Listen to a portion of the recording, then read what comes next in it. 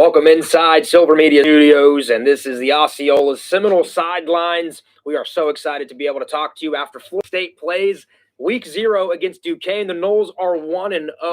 I know everyone's excited around Tallahassee, really across the whole nation. Curt, Weiler, senior writer for the Osceola, Ariya, Massoudi, director of creative media. We've got a great show planned for you coming up here. Mark Salva will join us, former Florida State offensive lineman. Patrick Burnham, our football analyst and recruiting analyst, he joins us. He was there covering the game alongside Bob Ferranti and Curt. And the Seminoles 47-7, a big win. Curt, initial thoughts before we run a package that we've specially prepared.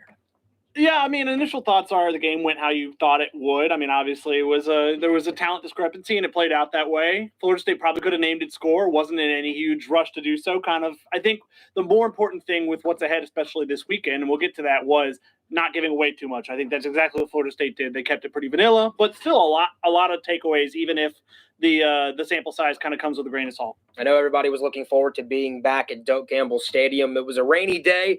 And here are some scenes, some sights, and some sounds from Week 0 against Duquesne. You see fans all around as tailgating was underway. State and Duquesne, highly anticipated as Mike Norvell was in Week 3. And you can see just how many people, over 50,000, weathered the rain and the storms, Curt, to be able to make it inside a Doak. I know a lot of the players talked about how impressed they were with kind of the fans who waited out that weather. I think it was a 90-minute delay before they were finally able to get going. And the fans, I mean, you may have lost a couple, but I think a lot of people were ready enough for some Florida State football. They were willing to wait out that delay and sit out there in the rain, get a little wet. I was impressed that the students were there in their masses early on. They sat through the rain, and then they all came back, 16,000 strong. And a special weekend indeed, as former defensive coordinator, all-time great Mickey Andrews had his name put on a column inside the Champions Club.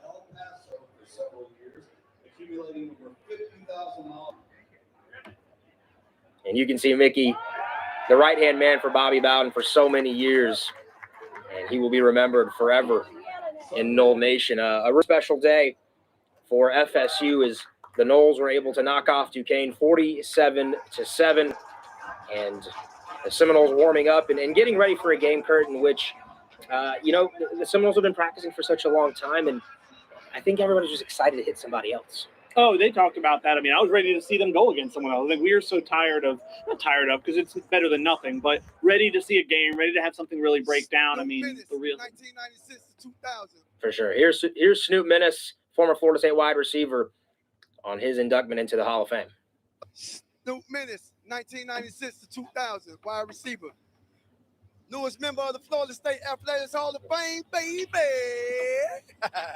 Hey, I think the world of my team. I think we're going to have a great season. Looking forward to the success this year. I saw confidence. I saw the boys out there making plays, you know what I'm saying, having fun, which I love. You know what I'm saying? It's going to take them a long way this year. Keep it up. Let's go. Gotta love that, right? Got it. It was a fun weekend. Obviously, he there, EJ Green there, or EG Green, Brooks Koepka, a lot of the Florida State Hall of Famers as well. Always a fun weekend. All right, so 47-7, Florida State knocks off Duquesne in Week 0. Let's start diving into what happened. Curt, let's talk first and foremost, year 3 for Mike Norvell.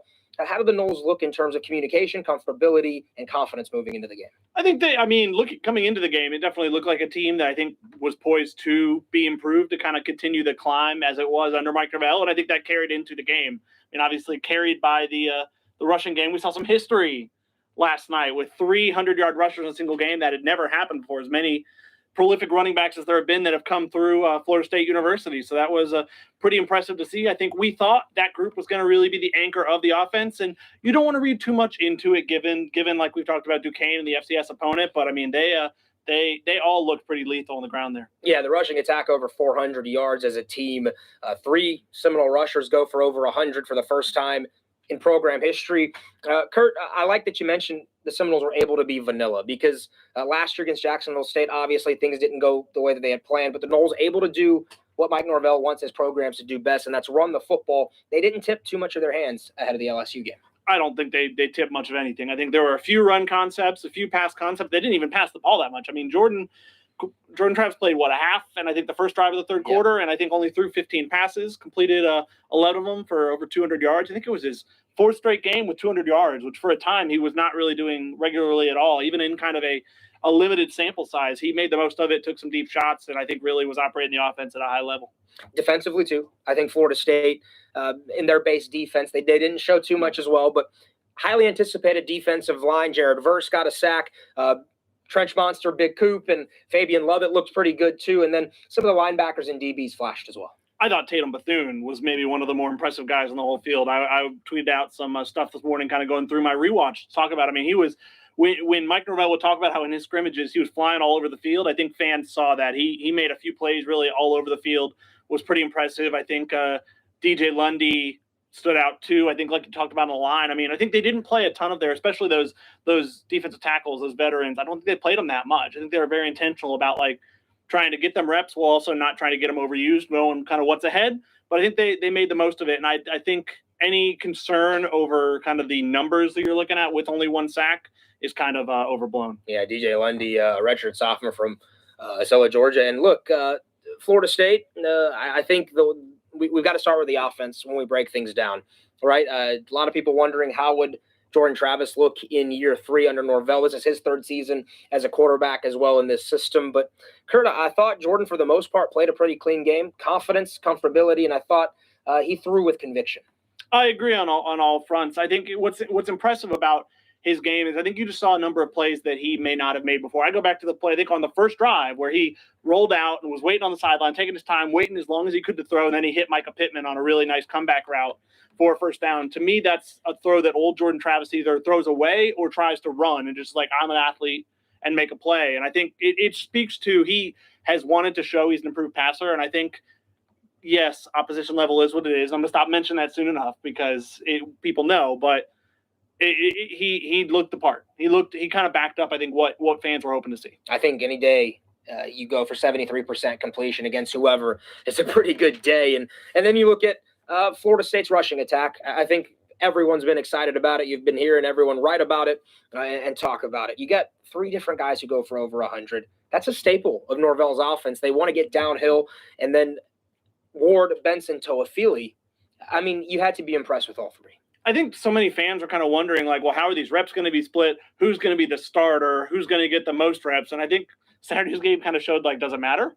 All 3 of them can do. I mean, you talk about Treshaun Ward with his patience, with his balance, with the spin moves. Lawrence Toafili, I know, had a filthy juke that sprung a big gain. And Trey Benson, I think, had 16 broken tackles he was counted at. And I mean, a few of those that had, like, 5 or 6. He was all of them in their own ways were quite impressive. And even Rodney Hill, who we're probably not going to see a ton of this year, but he got in there and made some plays there in kind of garbage time, if you will. Yeah, Rodney Hill goes for 55 yards. There you see Trey Benson, the transfer from Oregon and highly anticipated. Curt mentioned 16 broken tackles, and that's just the size-speed combo of Benson. He hits the big touchdown there later in the second half and goes for 105 yards on the day. What stood out most about Benson's ability after contact? Oh, I think people can make the excuses they will about who they were playing, but I think just an arm tackle was not bringing him down. Like, and I'll be interested to see. I mean, we'll talk about LSU. It'll be LSU's first game. LSU didn't have this week 0 game.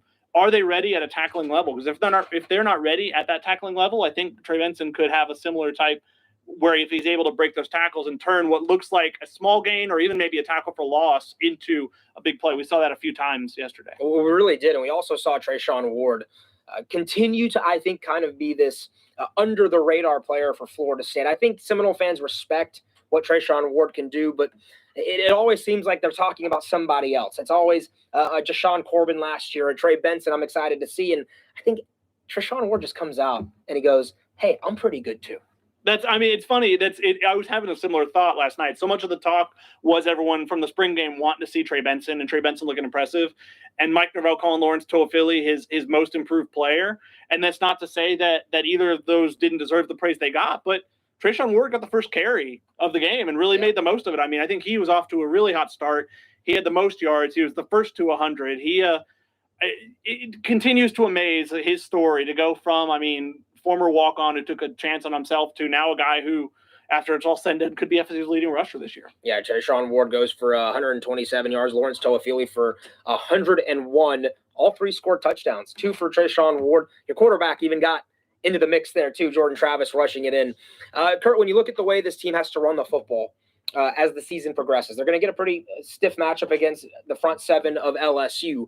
But if you can run the football, typically in the game of football, you're going to have success. That has to be a good omen in week 0. Agreed. And I think what's been impressive when you look at Florida State's offense through the first 2 seasons of Mike Norvell's tenure, they've had success running the ball despite kind of the lack of a true passing game. If the passing game is what we think it can be, which isn't to say great, but I think it can be improved. I think it could be middle of the road ACC, which would be a step up from last year. I think that would only do even more for what the run game's able to do if defenses really have to fear the passing threat. Yeah, you can't argue with 7.5 yards per pop on a handoff. And I think Florida State knew that. They wanted to run the football 54 times to be exact in this ball game. All right, let's talk a little bit more about the passing game. Jordan Travis, we touched on him, but a lot of people anticipating the wide receivers too. Who are some guys that stood out to you? Because I think there were a handful. Yeah, I think you look at, we talked so much in the preseason about Johnny Wilson and wanting to see the big play, and he did just that. He dropped the touchdown early on the first drive that I think may have been pass interference that didn't get called, looking like the DB may have gotten there early. Redeemed himself a little with the big 51-yard catch. Unfortunately, got his it looked like ankle rolled up at the end of the play there, and he didn't play the rest of the day. I imagine that's more precautionary than anything, and that you didn't need him in that setting. We'll have to see.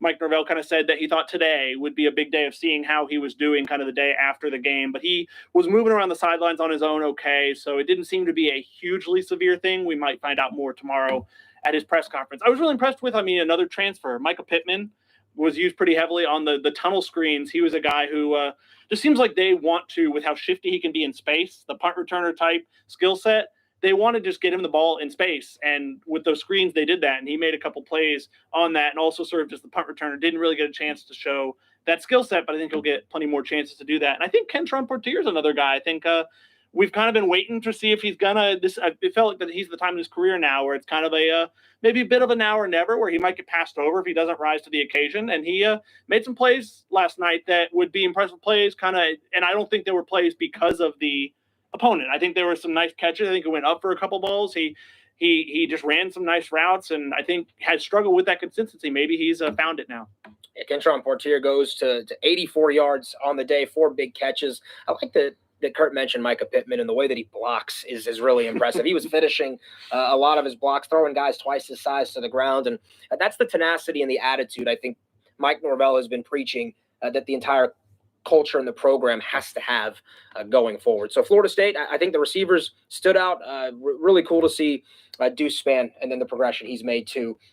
Coming from Illinois, a former quarterback, that size-speed combo I think has a chance to be special for Florida State. Yeah, I wouldn't have thought from what we saw in the spring he would have played in the first game, or if I had, it would have been in the very end of the game, kind of when the Brian Courtneys and the true freshmen like that got in the game. He's been really impressive this preseason, and I think he showed Saturday night that he can be ready for a role and is going to have a role year one. Like you said, I think he can take the top off the defense unlike anyone else. And so, what that can do for everything else from the underneath passing routes to the run game could be a big deal. Yeah, Florida State only attempts 22 passes total on the day, 15 with its first string. So the plan was clear. Run the football, get a big lead. Don't show too much to LSU, but get the guys confident and feeling good about the fundamentals and the pillars of what this offense and defense want to be for Mike Norvell. Offensive line, I think that we want to talk about Florida State's evolution in the offensive line. We can't think of anyone better to bring on this show than former Seminole offensive lineman Mark Salva himself. And I think we have Mark available here via Zoom, ready to go. And I see him now, Mark. You got us? Can you hear us okay? Oh, we can't hear Mark. Don't think I can hear Mark in my headset. I do think I got Mark, though, in video. Mark, try number 2. I can hear you. There you go. We got you. We're all good. Okay. You're looking sharp, my guy, with your background there. Mark, let's talk about the offensive line first. We'll work micro and then go macro to get your thoughts on that game against Duquesne. But offensive line, they've had guys injured this fall. They've had to piece some things together, but I think the depth on the day showed that Florida State is taking strides in that area, and you had to like the mentality from a lot of those guys. Yeah, a lot of guys got to play, obviously very productive with 3 running backs going over 100 yards, and that doesn't happen unless you obviously have a productive offensive line. you just don't want to get too carried away. I mean, it was a total physical mismatch. It was a total physical mismatch. Against LSU, those holes are not going to be. There's going to be a little more pushback. There's going to be guys separating off blocks. There's going to be guys in some of those holes. But they did what they were supposed to do, which was dominate an overmatched opponent. And so we can take a lot out of that. The nuances of the things that they were doing. Really impressed with some guys. It's my personal first look at guys like Bless Harris, who I really like. I thought he looked really good, performed well. Dimitri Emmanuel, it was a guy that, when I looked at him at Charlotte, I was intrigued by. Didn't know how it would carry over to, our league. I think he's going to do just fine. And, having Darius Washington step in and play center, I thought that worked real well too. I'm curious to know if, he only played 2 series in the beginning that I saw. He was out third series, just to know if there was anything there, or was just the rotation they wanted to do. So, those guys are guys that stuck out to me. I think Rob Scott is solid. He's, I have no, he's going to be good. Our best 5 was obviously that group. And then when things started changing in and out, you saw maybe a little slip up here, a little slip up there on some things. But, look, overall, you got to be happy with getting the amount of guys that we got in the game, getting experience with guys, with young guys like Armella and Lloyd Willis and Estes and some of those guys, Schrader, even I saw in the game. You had to be glad to get those guys some meaningful reps because, hey, like it or not, this game counts. We're 1-0, and we're going into LSU on a high. That's a good thing. Yeah, obviously the hope I know is that Maurice Smith will be available, kind of the guy they thought would be the starting center or one of the 2 main options at starting center coming into the year. But that remains, I guess, somewhat up in the air as he wasn't dressed out. And I think Darius, it looked like might have picked up a slight knock where he never went in the injury tent, but he was outside of it. I think it felt like more a precautionary thing, just with where we don't need him to win this game. Let's just better be safe than sorry. How did you think Dylan Gibbons, kind of who moved into that role, that was a new role for him, did at center? Yeah, so he moved in. I mean, again, it's hard to take away considering the opponent. I mean, for sure. He was able to snap the ball. He doesn't move as good as maybe those other 2 guys, like Maurice and Darius. To make some of the blocks that they're asking that center to make, snap the ball, get around an A-gap defender and hook them and back and all. There's a lot of movement that goes on with that. Dylan Gibbons is a mauler, right? He's a guy. He wants a guy right in front of him, get his hands on him and maul him. That's what he's good at. If he's got a guy on him playing center, that's great. But if he's uncovered and has to, do some things, that's not his strength. Okay. So I would personally feel better if Maurice Smith or Darius Washington were there. I think they're just better athletes. But we can get by with Gibbons there. And maybe there's another answer that I don't know about. So maybe that was just like, let's see how Gibbons does in a game situation. I mean, we just don't know. Mark, I like the way some of these guys got upfield. Mike Norvell obviously stayed vanilla with the offense to the best of their ability. But some of the tunnel screens, watching some of the O-linemen get to the second level and finishing blocks even after the play was over, that has to be exciting for the culture that Florida State wants to build, because all we've been hearing in camp is this is a players program now. These are the guys that are running their own practices, so to speak. They are holding each other accountable. Did you see, and again, you mentioned Duquesne, right? And it's hard to take away a lot from this. Did you see the attitude and the mentality that you wanted to in a week 0 game against Duquesne from the offensive line as a whole? Well, I mean, the first thing I wanted to see was that we got off to a fast start, that we dominated right from the get-go. And there was no doubt that's exactly the thing. That's what we did, right? Then I wanted to see a high level of execution in terms of the offensive line and communication, not seeing a lot of missed assignments and that kind of thing, and seeing a lot of hustle. And I saw that too. So, yeah, I'm excited about that. They did what they were supposed to do, and they did it well. I think the real challenge is going to be when they see adversity, how are they going to respond? I want to see who leads in those moments, right? I want to see who, when, I'd say one thing that really stuck out to me is when Armella, I forgot the situation. I don't know if somebody got sacked or somebody got hit late or something, went running I think a receiver's head came off. That's right. I think it was I forgot which receiver it was, but it was Duquesne. Duquesne, right. Receiver came off. And then Armella went running, pick him up, kind of protected him. I love that, right? And that's the brotherhood of the offensive line, taking charge and protecting their guys. So yeah, I saw a little bit of that, but I think again, the real test is going to be when those tough time comes. Who are the ones that lead in those moments? Who takes charge in those moments? It's easy when things are going easy and things are going really good, right? Everybody, there are people are front runners, but the people that separate themselves are the ones that do it when the times are tough and things are tough, and that's what I'm waiting to see. You talked about Julian. He's a guy we may not see a ton more this year. Maybe in another game if one or two more got out of hand. How important do you think that is, even given, regardless of level of competition, for guys like him, for guys like Bryson, Thomas Schrader, who are young or coming off an injury, to kind of get that game action and have maybe not consistent success, but moments of success? Well, it's critical.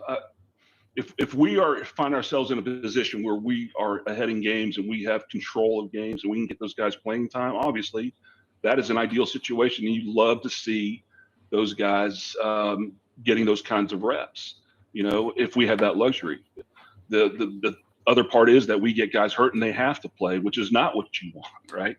You want to be able to dictate the situation. So as much as they can get, the better it is, the more confidence they're going to have, the deeper we're going to be, obviously. Had a couple fan questions, Mark, here, and similar concern at the center position with no Lyles and Smith for a little bit. Washington and Gibbons getting work there. There was a play that Florida State got sacked on. I think it was Travis. They blitzed maybe it was a linebacker around the edge. Yeah, that was the tight end trying to pass block, right? Yeah. So it was Forston out there on the edge trying to block. Guy didn't lay a hand on him, and that was what that was. And there were a couple of little things too. I saw the left side a little bit struggle on some of the understunts, right? So when the inside guy goes out, the big player goes to the out, and the defensive end comes underneath him, right? I saw there was a couple of times where guys standing right in the gap. I think it might have even been on Benson's long run. He might have ran one of those, and he made the first guy miss, and the guy was standing right in the hole. And we struggle on that a little bit on the pass protection part of it too. I saw a couple guys struggle with that. Guys, when that messes up, guys are on different levels. You want your tackle and guard to be on the same level when those things happen, so they can just pass it off. If they're on different levels, that's when those things are successful. So those are things that can be worked on. I guarantee LSU is going to do a lot better and a lot faster, right? So there were a couple little things, but yeah, that sack that was forced in trying to block the outside guy on pass protection. And I don't know how many times he's done one-on-one pass pro in practice, but obviously that was an ideal matchup for us. Looking at the bigger picture of the offense, I guess, with everything in mind of the circumstances of the game, what did you see from the bigger picture of the offense? How it communicated, how it operated, how it what were your general impressions? Yeah, I thought we looked great. I mean, third year in this system, a veteran quarterback. I think it was just one time that I can recall where he had to switch the formation and, maybe got a little bit into the clock. So I didn't see, there wasn't a whole lot of those kind of issues at all. And again, we were very vanilla. So there wasn't a whole lot to really, and then we weren't under a lot of stress. So there wasn't a whole lot to push those, but we did what we were supposed to do. Again, looked like even the linemen, I didn't see a lot of blown assignments. I saw, all that stuff that drives you crazy, delay of games and pre-snap penalties and all that kind of thing. There wasn't a lot of that stuff. Where in the past, look, we've been sitting here in the past years at this time, just griping about that kind of stuff, right? So let's be thankful for our blessings, and this is a good situation for us going into LSU. It gives us a lot of confidence to know that we have that in our back pocket, that, we've gone through a whole game. We've gone through the whole operation, and it went well. Mark, when you used to play, you had to love having running backs that rewarded you for making a good block, right? They were able to find the seam. They were able to get to the second level. The Seminoles right now have three running backs that can legitimately be running back 1A, 1B, and 1C. What did you see from that three-headed monster when you add in what Jordan Travis is going to do on the ground as the season progresses? What do you think of this rushing attack going into 2022 in the meat of the schedule? Yeah, having three running backs like that, they all have a little something unique about them.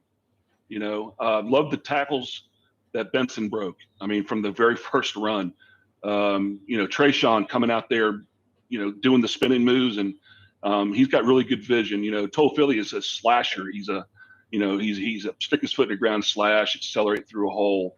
Three guys that are very productive.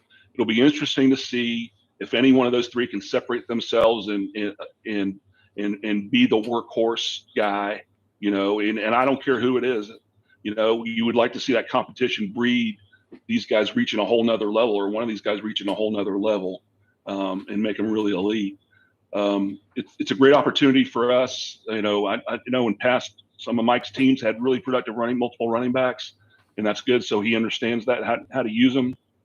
I believe we had the scheme to be able to use them.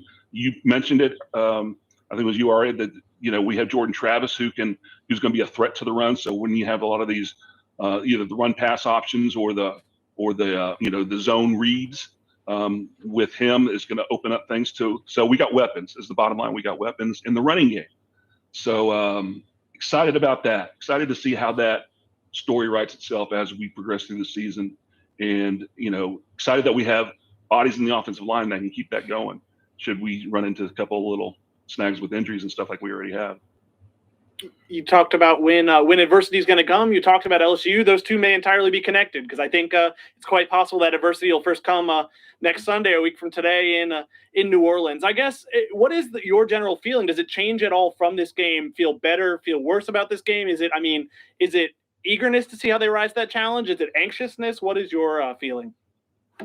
No, I'm excited about it, and I think our guys are going to be excited about it too. Look, going in with confidence of having played a game and having the success that we've had, that's got to give them confidence. And I'm confident we'll go in and we'll compete.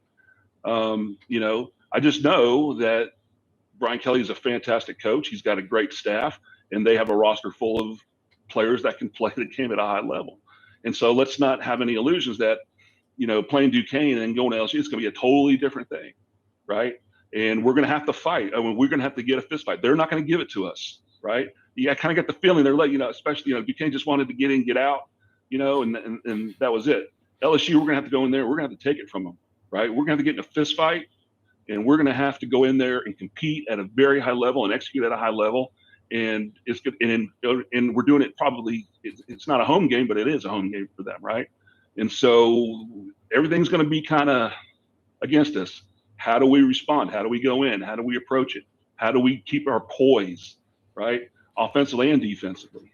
How do we handle these adverse situations going in LSU? I'm curious to see how this team has grown and responds in this situation, because there have been times in the past where we didn't handle it real well. When things went bad, we'd hang our heads and things that, we wouldn't do real well. So, but there's also times where we've been hit in the mouth, and we've come back and we've won and we've held on, and we've had some of those too. So this is another step in that direction for us to get back to where Florida State, we believe, belongs, should be, is our legacy, is our future. And this is a big step for sure. I'm excited to see where we are. And Mark, you're going to be on a couple of our podcasts and shows coming up this week, so I won't ask you for a prediction or keys to the game, but I am going to ask you this. If Florida State is victorious over LSU, and I want you to finish my sentence, it's because what? We play flawless football. I like it. Straight to the point, simple. Yeah. Save the meat and the bones for the rest of the week. We've got plenty more content coming, Mark. Thanks for joining us, as always. We appreciate your insights, and we look forward to having you back here on Seminole Sidelines. Thanks for joining us, man. Yeah, always a pleasure. Thanks, guys. Have a great week. You as well. All right, Curt. Well, I like that Mark says, you got to play flawless football, and for Florida State against LSU, that's going to be the opportunity this week, right? You've got to practice well. You've got to be able to communicate well as you move forward in your game plan for these LSU Tigers. But we've talked a lot about the offense, right? And I think everyone's eyes are always on the offense. That is the more attractive position group, so to speak. But there are people who love some defense. And I think we've touched on some defense, but I think here let's try and get a little bit deeper into the conversation on the defense. And I think we should start it with the linebackers. Tatum Bethune, you mentioned earlier on in the show, stood out the transfer from UCF, and he has this instinctive IQ about finding the ball, and it showed in week 0 against Duquesne. Yeah. I mean, that's what you always heard about him. I mean, from us not being able to be at the scrimmages, what you heard, what Mike Norvell said, what people who were there said was that he was flying all over the field. You definitely saw that. I think there's one play in particular I tweeted out this morning, kind of on my rewatch of the game. Go to Osceola, by the way. Second Watch Sunday was a fun time this morning. But one play where he's lined up on kind of the far side of the offensive line and just identifies, he probably from film has seen what play they're about to run, what run play. And you see him on a straight line fast, go straight to the sideline and make a play on the far sideline for like a 1-yard gain. Which, I mean, it speaks to what he does. I mean, he had a tackle for loss where he just hit the hole, knew where the run was coming through, knew where he could get through and blew up the play. Like I said, I mean, that's going to be harder against LSU, but I think it's an invaluable piece. It's kind of the piece with, I mean, I think we've seen improved DJ Lundy really translate to last night. And with, I think, Kalen DeLoach really picking up where he left off with his strong finish to the 2021 season. I think you're seeing a linebacker group that, especially when Florida State was down on cornerback, was really, I would say, a strength last night. Without a doubt. I thought linebacker flashed. It's not a deep group, but if they stay healthy, Florida State's got a chance to do some things. I know Amari Gaynor got a knock there, and you kind of hope the best for that kid. But certainly everybody else that got opportunities, I thought played pretty well for the linebackers. Even Brendan Gann. Brendan Gann had a pass breakup that was not too far off from being an interception. I think, I don't know, it'll be interesting to see how that position fits him. And if Amari is out for an extended time, I think it's entirely possible with Steven Dix out too that he becomes that fourth linebacker. Yeah, and you saw Bethune as well, almost had an interception in the passing game. So that's something you like to see is the linebackers not just being able to stuff the line of scrimmage and help out in that way, but being able to drop back because you will get tested by better quarterbacks and receiving cores, tight ends as well going forward. All right, let's talk a little bit about the defensive backs. Who stood out to you there? I think there's obviously Jamie Robinson looked to be all over the field, and he was having some fun too. He was starting, waggle his finger a little bit, showing he was this close to getting a pick, and he's the leader of the group. But other than Jamie, who else caught your eye? Yeah, I think they missed Omarion Cooper, and I think if they happen to be, Mike Norvell talking last night seemed to think that he'll be available to start the week of practice. I think that'd be big because I think the LSU task with the receivers they have with Boutte and just that entire group, how talented they are, that's a real strength of that LSU team, will be much harder if you're without Omarion Cooper. I thought Renardo Green had his moments. I thought Akeem Dent had his moments, and they definitely rotated some guys in there, but it'll be interesting to see. That'll be kind of the story to monitor, and we'll see how much we kind of get to talk about it. Probably not a ton because I doubt Mike Norvell will be extremely forthcoming with the details, but I think they missed Omarion Cooper. I don't think they were bad. Duquesne's pass game didn't test them a ton. They were running quick passes. Their thing was, we're not going to let this pass rush break up everything we're trying to do. They definitely had that in mind, and that it changed things because just they were getting the ball out so fast. Yeah, only 17 pass attempts for Mishler, the quarterback for the Dukes. Only completed 7 for 71 yards, and so really the DBs didn't get tested. You will more with Jaden Daniels, or if it's Nussmeier, we'll keep an eye on that with LSU's quarterback situation. Defensive line. I personally thought it was a mixed bag, and I know a lot of it, though, was Duquesne's game plan to try and negate that, but only 6.5 tackles for loss, only 1 sack. I thought they would be more dominant going into it than I think they were. Obviously, need to see more from a team that's trying to do more like LSU will against this unit. But overall, I gave them a solid B+. I think that's fair. What I'll say, yes, there were some people who looked at the 1 sack or even looked at the 6 tackles for loss, and that was concerning. What I would say to them is, I think someone tweeted the stat of Duquesne was kind of getting the ball out, throwing the ball way faster than the national average last year, just from a standpoint of knowing we're not going to be able to hold on to the ball. There's a lot of one-step drops, quick motion, things like that to kind of negate. You saw the pressure, even if it didn't always get home. You saw even on those short passes, Jared Verse was causing pressure. I think Derek McClendon caused some pressure. I think even the interior, they were really good, especially against the run. I don't worry too much off of that game, but, there's no doubt that the defensive ends were the question. And I think you're going to get better pass rush opportunities. LSU is going to be more willing to run 3-step drops, 5-step drops, hold on the ball longer. The defensive ends are going to get a better chance to get home. getting home or not getting home will probably determine the outcome of that game. Yeah, you can't complain with 30 rush attempts, only 93 yards, right? You hold anyone to 3.1 yards per carry, you're doing something right. So defense on the day, I thought, played well. The only points of the game came on a shortened field after the interception by Rodemaker. They would have pitched a shutout, in my opinion. I think they would have pitched a shutout were it not for that. It's unfortunate. I mean, we could talk about Tate a little and talk about it is tough to see a guy who you see do at least somewhat well in practice and just it hasn't translated to the field. And last night felt like an opportunity for it to do that, and it did not, and that's tough to see. Yeah, I think some players just when the lights come on, they say some step up and some maybe the game speeds up a little bit for them and the things that they're used to doing in practice, they can't slow their heart rate down to get back into the mechanics. But I think that's something that Rodemaker is going to have to focus on, and we'll see if that opens a door for Duffy as the season progresses to kind of move into the number 2 role. But Duffy, we didn't see a whole lot of. No, it was nice though to see Florida State's number 3 quarterback in a game getting some drives. Yeah, I think he got 2 drives, a drive or 2 to end the game, and I'll talk about with Rodney Hill, and I think a few other freshmen as Ariya Thomas, Sam McCall got in there. I think Daniel Lyons got in there on the defensive line, like we talked about Julian Armella. Nice overall just to see be in a game, and if the first game where your true freshman can get out there. And Duffy, I think, may have only thrown the 1 pass, right? It was like a screen to Darian Williamson. But he I don't know. It will be interesting to see if Florida State had to go to a backup situation. You hope that doesn't happen, but if it does, how that would play out. Because, it's hard to defend putting Rodemaker out there again, especially in the setting that mattered. Special teams, real quick. What stood out to you, and what were things that you wanted to see improved? I think the kickoff coverage unit was very good. You talk about, Ryan Fitzgerald being the first-time guy doing kickoffs. That had been Parker Grothaus the last few years, and I think they were consistently. I think they said on the broadcast they didn't have the ball. They didn't start out past the 25 until the interception that Tate Rodemaker threw. I think that the punt return I don't read too much into. I think people complained a little. There were some lost yardage situations, but what I would say to that is I think Duquesne's punter averaged about 36 yards a punt, so it's going to be hard to get returns and sometimes hard to even catch them if they're going that short. The kickoff return, I didn't know what to make of Sam McCall. Seemed like he was trying really hard to break a big play and maybe a bit like trying too hard.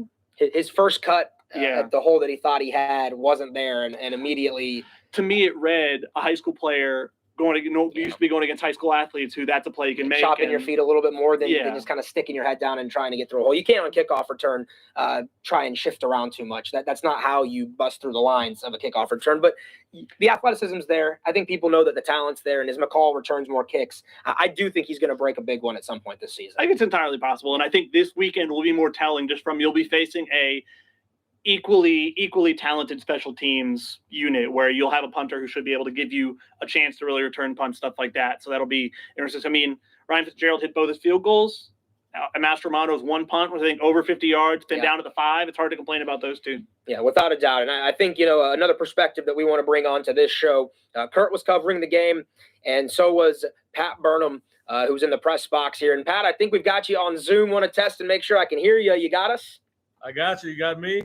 Yeah, Yes. Looking sharp too, man. You and Mark Salva got the backgrounds running, and I think Pat's showing you a little bit of his career behind you as well. But Pat, before we get into the specifics of what stood out to you, year 3 of Mike Norvell, Noles win 47-7. How nice was it to have a game in the fourth quarter where I guess the TV broadcast was talking about nuggets and wings and chicken tenders and all sorts of things, which usually means it's a stress-free environment late in the fourth quarter.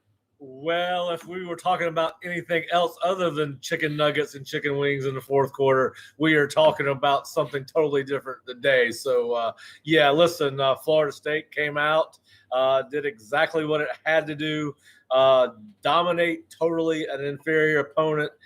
We would have had a lot to talk about if that's not what had transpired on that football field last night. And we thought that's what we'd see, and that's exactly what we knew we would see, and we should have. Listen, you had a program that played with almost half as many scholarship players as Florida State has, so the thing you leave impressed with is the fact that Florida State did come out, ran very basic offensive and defensive systems, ran the ball 54 times versus 22 passes. They did exactly what you thought they do. They were very vanilla on defense. I don't think we saw a blitz all night. I don't think we saw any line stunts, either run stunts or pass stunts. So they took care of business, and that's exactly what you wanted to see them to do, and that is something that they needed to do, and they got it done. So they'll feel good about what they got done. But listen, the 2022 football season started when that game ended. 100%. And you always do your first impressions after the game. So I want to give you a chance. 3 things that stood out to you on the day.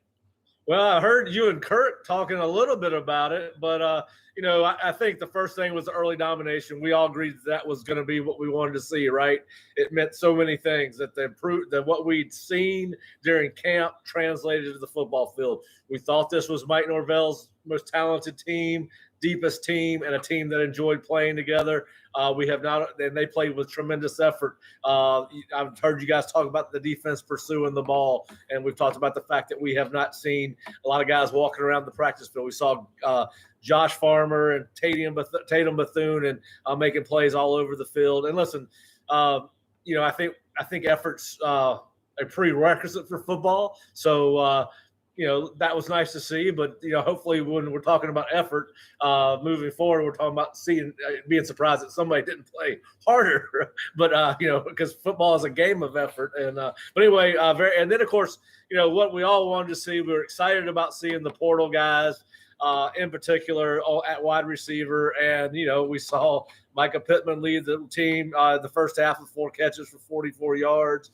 At one point, you had Johnny Wilson lead at halftime, led the team in yardage with a 51-yarder. You'd like to see him be more consistent. He did drop that what probably would have been a touchdown pass on the slant, but again, they seem to have hit home with all of their transfers. Trey Benson was very impressive.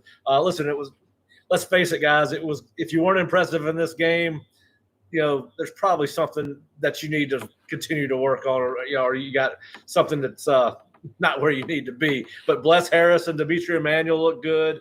2 other transfers, and of course, I know you guys have probably hit on it extensively by now. Tatum Bethune and Jared Verse they both led the team in tackles with 4. So you got your portal production, and then of course, what we wanted to see was a lot of young players play, and we saw. I don't know how much y'all have gone into this, but you saw Rodemaker and Duffy.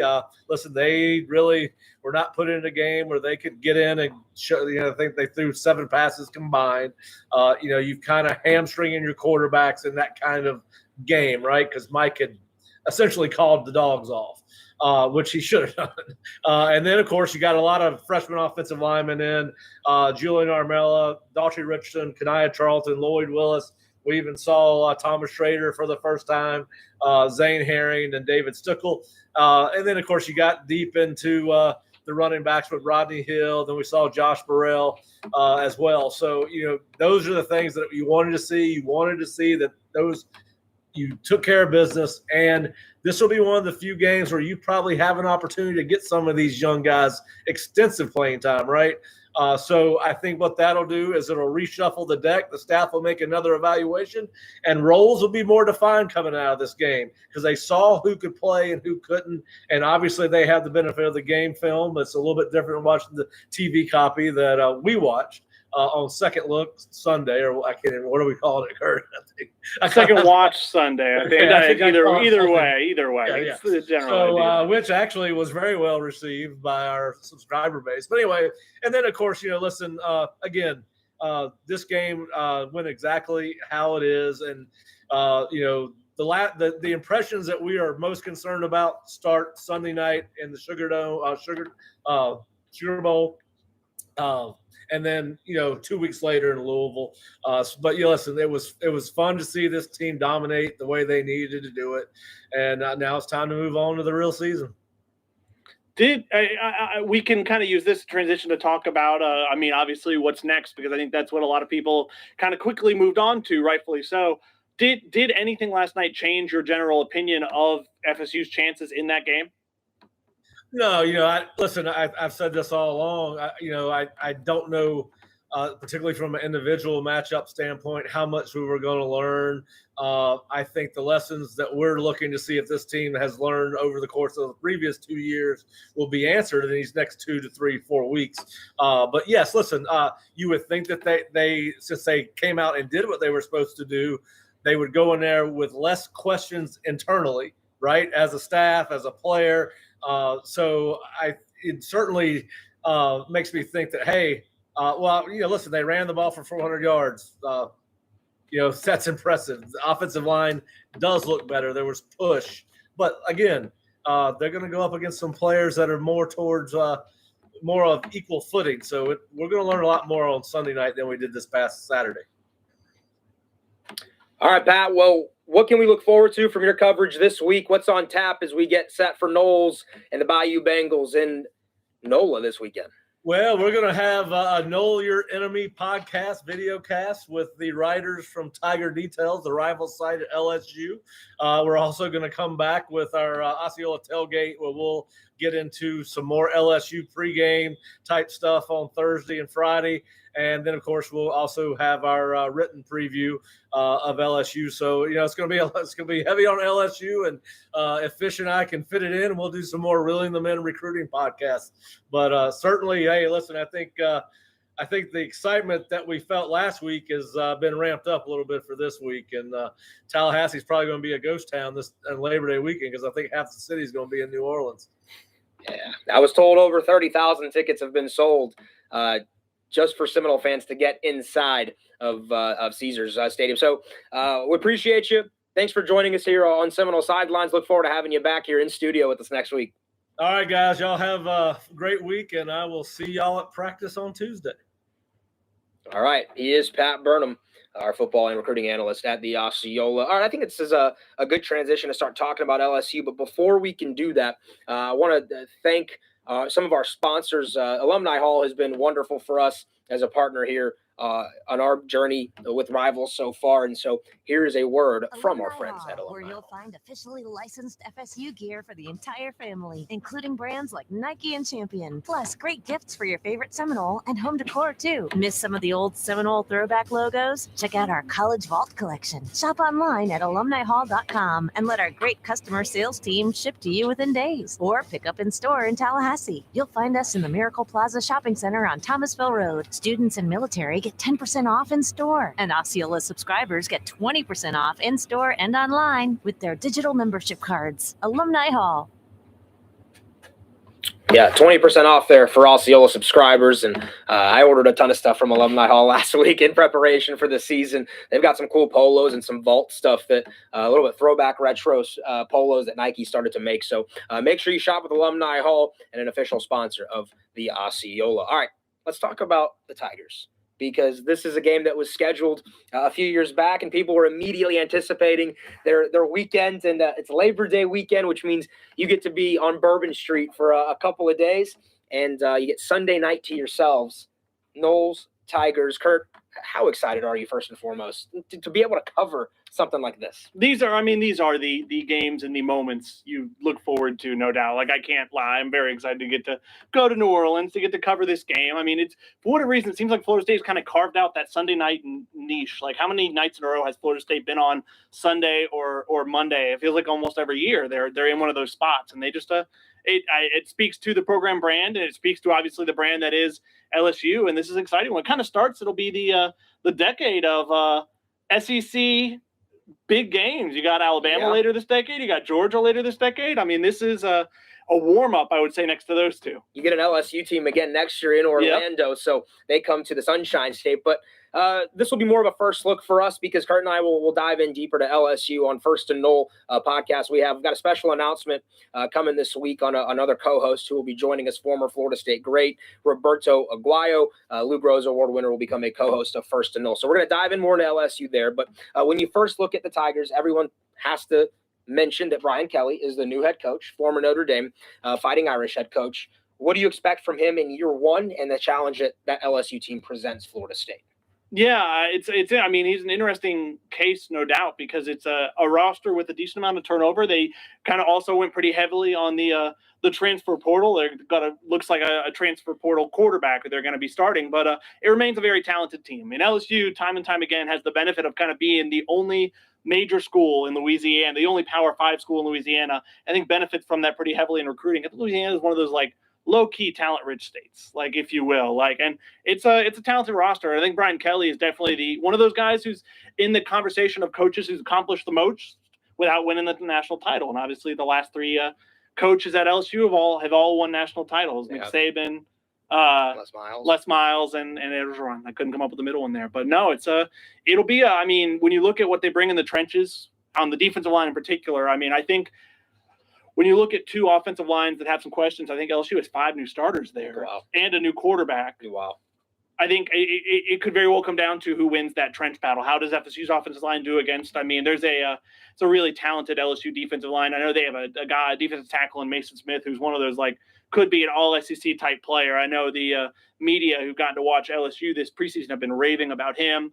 Keyshawn Boutte is a really talented receiver they have who's going to test Florida State secondary. And I think I don't know. I think it's going to be a good game. I think anybody reacting too much to last night one way or the other is fooling themselves. Yeah, a really good front seven for LSU. I think we should step aside one more time here. We've got a word from the Florida State ticket office, who I think is really hoping the Seminoles can beat LSU in New Orleans because of what that can do for them the rest of the season. Here is a message from the Seminole ticket office. Hey, Seminole fans. Tickets to Florida State football games are now on sale. Right now, you can pick up single game tickets, 3-game packs, and season tickets for the 2022 season. Home games include Florida, Clemson, Georgia Tech, Wake Forest, Boston College, Louisiana, and Duquesne. Have fun this football season with your friends and family, all the while knowing your ticket purchase is funding FSU's success. Call your ticket rep today at 850-644-1830 or visit Seminoles.com. That's Seminoles.com. Over 50,000 in Doak this past weekend in the rain and the thunderstorms, and they were pretty loud. It was a good atmosphere for FSU in their first week of the season. It's week 0 officially, week 1 for Florida State, and now we move forward to week 2. Curt, before we get deeper into LSU really later on this week, if FSU is to beat the Tigers, what's an area you think the Noles are going to have to win that battle? I think you look at the turnover battle. I think you look at, maximizing their opportunities. Finishing is something Mike Norvell talks about. I think if they were to start a new interception streak, obviously that got snapped last week. They didn't force a turnover last night. If they were to keep their streak going of red zone scores, I think they're up to 39 straight red zone trips ending with a score. I think when you talk about pressuring Jaden Daniels, not giving Jaden Daniels time to find those receivers with how talented those receivers are, and I think a key that won't kind of be determined during the game, but before is what's the health of your team? Do you have Johnny Wilson? Do you have Darius Washington? Do you have Maurice Smith? Do you have Amarion Cooper? Yeah, without a doubt. So the Noles and the Tigers, we're going to break that down this week on the Osceola all week long. Curt, anything you want to preview for what you've got coming up this week as we move into game week for the Noles and the Tigers? No, I'd encourage you to go look at the boards. All our great coverage of last night's game, and we did the second watch Sunday as well today. Some good film breakdown kind of from rewatching the game on YouTube or the DVR, however different people do it. And so there's some fun stuff there. Would love to hear you all chime in. We're going to have tons leading up to this game. This feels like it could be it would be the biggest FSU win since what, Ariya? I'm putting you on the spot. Biggest FSU win since probably 2016 against Ole Miss. Week 1. It's probably that or the Orange Bowl. Yeah, I think the Orange Bowl is right there too in terms of what the Seminoles ended up accomplishing. Same season, and then there was the beginning of the end, so to speak, for the Jimbo Fisher era. But Mike Norvell's got things cooking here. Week 1, Noles win 47-7 over Duquesne. Want to thank all of our sponsors again: Alumni Hall, Florida State Ticket Office. Thanks to Mark Salva. Thanks to Pat Burnham. And make sure to check us out all week on floridastate.rivals.com. A lot of podcasts coming on Apple, including this show, on Spotify, on Google Pods. And please share this with your friends. Rate us 5 stars. And got a lot of cool stuff coming this week. We will see you in New Orleans in just a week. It's Sunday, which means in a week from Sunday, we'll have the Seminoles playing, but right around this time against the Tigers in New Orleans. That's Curt Weiler. I'm Ariya Massoudi. Thanks for watching. This has been Seminole Sidelines.